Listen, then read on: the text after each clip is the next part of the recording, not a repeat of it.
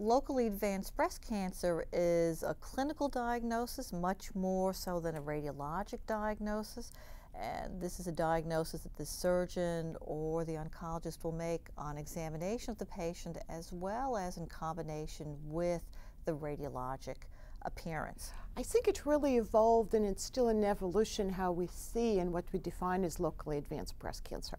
So locally advanced breast cancer, philosophically and traditionally, is something we can feel with our fingers, and the patient frequently feels with her own fingers, and that brings the patient to the attention to the physician.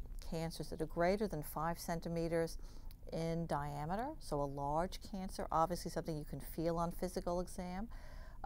Cancers that have regional spread, cancers that have many lymph nodes involved. These are all things that we will pick up on physical examination.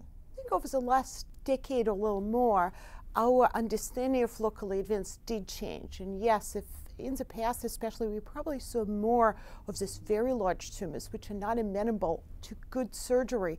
Now we see some tumors which may be amenable to surgery, but we do have sometimes better modalities or more hopeful modalities to treat those patients.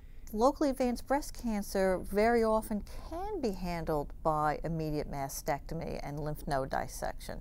And there are very specific reasons for treating these cancers with chemotherapy or hormonal therapy before going to the operating room. When it is a larger tumor which may require larger surgery, you're not allowed to conserve the breast and not allowed to do a lumpectomy, effective treatment of the cancer can definitely diminish the size and allow breast conservation, what we call a lumpectomy, which is much more desirable for women. The breast itself can be a laboratory, and by treating somebody before surgery with chemotherapy or hormonal therapy, we can figure out what the cancer is sensitive to.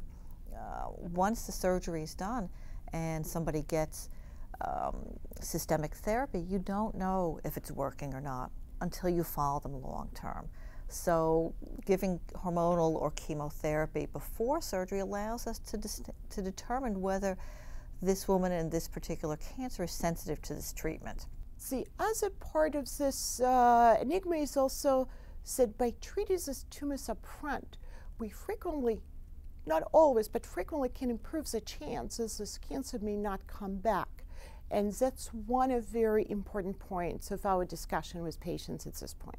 If the patient can show a complete response, if at the end of this treatment she undergoes her surgery and there's no tumor seen in the breast or in the lymph nodes, these women have a better prognosis as well.